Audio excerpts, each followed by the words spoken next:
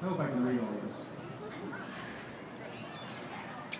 Was injured on December 3rd, 2004. He spent 22 months at Walter Reed Army Medical Center, and this year he had his 44th surgery since being injured in 2004. This surgery was really tough for him because he made the decision to have his right leg amputated above the knee 10 years after his injury.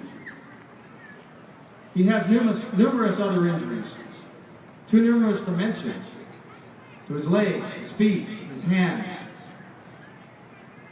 He had a piece of searing hot shrapnel go into his back, taking out his large intestines. He married his amazing young bride this past September, and he says he would not be where he is today without her. And he graduated from the University of Utah in May of 2012 with a degree in communications. We are thrilled to have him join us tonight. Please join me in welcoming to the podium Purple Heart recipient Bryant Jacobs.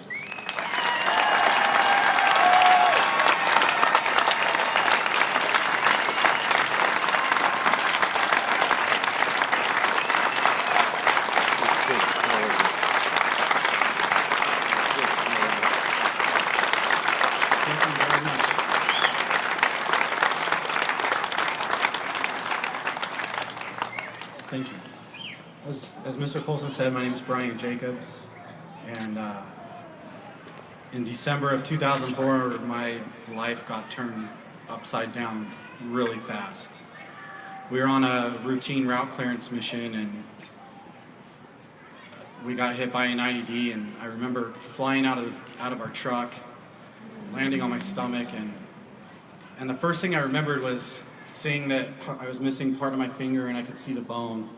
And I thought about how cool that was, because, you know, it's not every day you get to see your own bones. So, but at the same time, it turned serious really quick for the same reason. The rest of that day, I was in and out of consciousness, or I guess the rest of that hour maybe. The last thing I remember before going into a coma was staring up at doctors trying to figure out what was going on.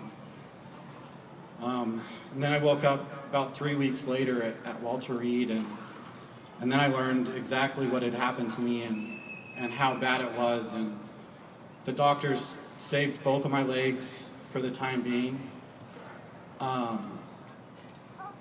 And I remember my mom being there and telling me that I couldn't feel sorry for myself because there was always somebody worse than me.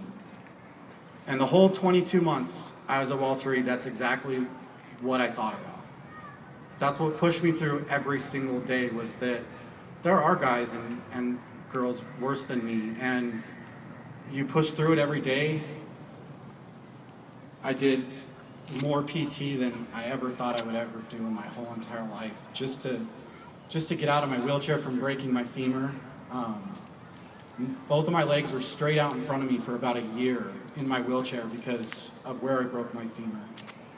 And from that, I got really bad nerve damage and really bad pain. And just under 3 months ago now, I suppose, Michelle helped me make an amazing decision, because like Sterling said, I wouldn't be where I am without Michelle, and without my family and my friends by my side, and an amazing support group from our whole entire country.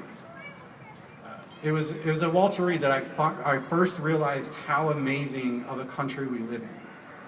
My little brother, who is in the Air Force now, came back and saw me a lot, and it was because people at his work gave him their vacation days so he could come back and be with me. And that's where I realized how blessed we are to live where we do.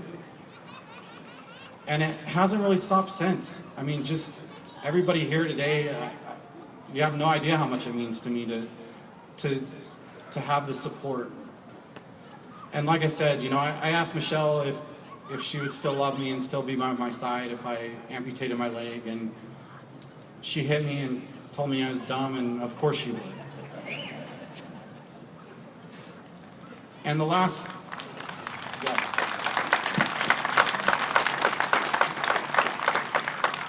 and the last 3 months have been pretty difficult. After my surgery, I had a couple complications, and actually just had surgery on Monday, and they did a bunch of work, and my leg looks phenomenal now, and hopefully within 3 or so weeks I'll have a prosthetic leg. And honestly, my goal is to hit the ground running. And I was talking to General Attack about my goals, and my ultimate goal is to get back on a snowboard this year, because I boarded for about 16 years before I got hurt, and I miss it. So I can't wait. I can't wait to do the stuff that was holding me back for so long. And I'd like to end with this. Like I said, my young bride is phenomenal, and she's been a huge help and inspiration. And my friends and family who are here tonight also have been huge in my recovery. But what really has gotten me to this point is my brothers and sisters in arms who have had my back no matter what. I know that I can reach out to any person in the military and I'll have some sort of help with whatever I need. And also, last but not least, like I said, there's everybody that in our amazing country that has stood by us, no matter what, injured, not injured, veterans, everything. It's phenomenal how much support we have on a daily basis, and I just want to say thank you from the bottom of my heart. Thank you.